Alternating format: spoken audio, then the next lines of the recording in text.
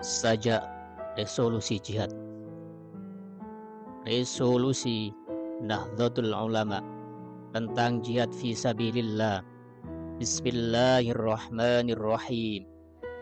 Resolusi rapat besar wakil-wakil daerah, konsul-konsul Perhimpunan Nahdlatul Ulama seluruh Jawa Madura pada tanggal 21 sampai 22 Oktober 1945 di Surabaya mendengar bahwa di tiap-tiap daerah di seluruh Jawa Madura ternyata betapa besarnya hasrat umat Islam dan alim ulama di tempatnya masing-masing untuk mempertahankan dan menegakkan agama kedaulatan negara Republik Indonesia Merdeka. Menimbang bahwa untuk mempertahankan dan menegakkan negara Republik Indonesia menurut hukum agama Islam termasuk sebagai satu kewajiban bagi tiap-tiap orang Islam. B. Bahwa di Indonesia ini warga negaranya adalah sebagian besar terdiri dari umat Islam. Mengingat bahwa oleh pihak Belanda atau Nica dan Jepang yang datang dan berada di sini telah banyak sekali dijalankan kejahatan dan kekejaman yang mengganggu ketentraman umum. B. Bahwa semua yang dilakukan oleh mereka itu dengan maksud melanggar kedaulatan negara Republik Indonesia dan agama dan ingin kembali menjajah di sini. Maka di beberapa tempat telah terjadi pertempuran yang mengorbankan beberapa banyak jiwa manusia. D. Bahwa pertempuran itu sebagian besar telah dilakukan oleh umat Islam yang merasa wajib menurut hukum agamanya untuk mempertahankan kemerdekaan negara dan agamanya. B. Bahwa di dalam menghadapi sekalian kejadian-kejadian itu perlu mendapat perintah dan tuntunan yang nyata dari pemerintah Republik Indonesia yang sesuai dengan kejadian-kejadian tersebut. Memutuskan 1.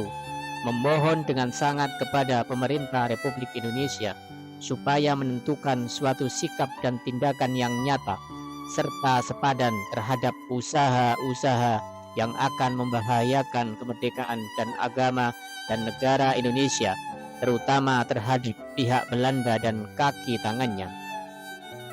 2. Supaya memerintahkan melanjutkan perjuangan bersifat sabilillah untuk tegaknya negara Republik Indonesia merdeka dan agama Islam. Surabaya, 22 Oktober 1945. Nahdlatul Ulama. Proklamasi kemerdekaan 17 Agustus 1945 telah diproklamirkan. Indonesia berjibaku dengan Nica, Belanda dan tentara Inggris bagai udang di balik batu. Tentara sekutu datang dan memenangkan Perang Dunia II. Belanda mencari celah menerobos pintu tanpa permisi. Siasat licik mulai terbaca pribumi, berencana kembali menguasai Indonesia sebagai jajahan. Hingga masuk dan ikut campur kembali urusan pemerintahan. Indonesia sudah merdeka dan berdaulat, Tuan. Jangan merongrong kedaulatan kami kembali, jawab rakyat lantang. Rakyat murka melihat kedaulatan Ibu Pertiwi terancam, hingga Bung Karno bergerak dan mengirimkan utusan meminta pandangan Hadratus Syekh Kiai Haji Hasyim Asy'ari, seorang ulama dan negarawan, muassis Jam'iyah Nahdlatul Ulama, tentang hukum membela tanah air dari ancaman kekuatan asing. Hadratus Syekh Kiai Haji Hasyim Asy'ari pun mengambil langkah taktis, mengumpulkan para ulama, Kiai Haji Wahab Hasbullah, Kiai Haji Bisri Sansuri, dan kiai-kiai se-Jawa Madura, hingga Panglima Hizbullah Zainul Arifin pun hadir mengikuti musyawarah ulama. Musyawarah akbar tentang kedaulatan sebuah negara di sebuah markas pengurus besar Nahdlatul Ulama Surabaya menggelar rapat selama 2 hari, 21 sampai 22 Oktober 1945, mencurahkan tenaga dan pikiran dalam ridhonya, hingga akhirnya lahir resolusi jihad dari rahim para ulama. Sajak resolusi jihad. Teks itu menjelma menjadi tulisan-tulisan bercahaya, minadz-dzulumat ilan nur, dari kegelapan menuju cahaya. Hadratus Syekh Kiai Haji Hasyim Asy'ari berfatwa, resolusi jihad dikumandangkan lewat pengeras suara, merasuk dalam relung jiwa, menjelma menjadi cahaya raksasa yang menggetarkan jiwa-jiwa lunglai. Cahaya membesar bagai kobaran api, semakin membesar hingga membakar semangat para pejuang untuk menjadi para ksatria di medan perang, demi menjaga marwah dan kedaulatan bangsa Indonesia. Sajak resolusi jihad. Waqul ja'al haqq wa zaqal batil, innal batila kana zahuqa. Kebenaran telah datang dan kebatilan telah lenyap.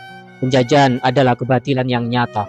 Allah akan melenyapkannya bersama pedang-pedang bercahaya yang bersambung dengan doa-doa para ulama yang menembus 7 lapis pintu langit menujunya, hingga rijalul ghaib berkumpul menyatu dalam barisan pejuang dan para ulama, melululantahkan kekuatan musuh hingga bergerak mundur untuk kalah, menyatukan kekuatan langit dan bumi, kekuatan yang lebih dahsyat daripada meriam dan bom nuklir buatan manusia. Sajak resolusi jihad. Sawwu sufufakum fa inna tasfiyatis sufufi min tamamil haroka. Rapatkan barisan, karena merapatkan barisan adalah bagian dari kesempurnaan pergerakan untuk melawan penjajah. Semua elemen berbaris menyatu dalam tujuan, menjelma harapan dan kekuatan yang lebih dahsyat daripada 1000 meriam, kekuatan yang ditautkan doa-doa ulama, menyatukan kejernihan hati ulama dan keberanian para ksatria. Sajak resolusi jihad. Fatwa ulama menjadi corong-corong berkekuatan dahsyat, merasuk dalam jiwa-jiwa yang lunglai menjadi kekuatan. Wahai para santri, wahai para pejuang, dengarkan fatwa ulama. Fardhu ain bagi setiap mukallaf yang berada dalam radius 94 km dari epicentrum pendudukan penjajah. Fardhu kifayah bagi warga yang berada di luar radius tersebut, namun dalam kondisi darurat, statusnya dapat dinaikkan menjadi fardhu ain. Jangan sampai mundur dari barisan pagar betis pejuang kedaulatan NKRI. Dan dengan serentak dan takzim, mereka semua menjawab sam'an wa ta'atan kiai. Sajak resolusi jihad. Menggiring sebuah peristiwa penting 10 November 1945, para santri menyebar menjadi pagar betis di medan perang, memasang badan demi membela kedaulatan NKRI, sama para kiai, sipil dan tentara menjadi satu dalam bingkai NKRI. Berjuang dalam peristiwa perang 10 November 1945, melululantahkan kebiadaban penjajah bersama pekik takbir yang dikumandangkan oleh Bung Tomo dan digetarkan oleh cahaya para santri yang berdiri gagah di medan perang. Hingga Syekh Abbas Buntet Cirebon melenyapkan ratusan pesawat di angkasa menghilang tanpa bekas, dengan jari telunjuknya yang tertaut dengan doa yang menggema ke langit, bersama kepulan asap rokok dan sarung-sarung para santri yang gagah berani, hingga akhirnya kikan tak tertahankan dan terus dikumandangkan. Allahu Akbar, Allahu Akbar, Allahu Akbar. Merdeka, merdeka, merdeka. Jombang, 22 Oktober 2023.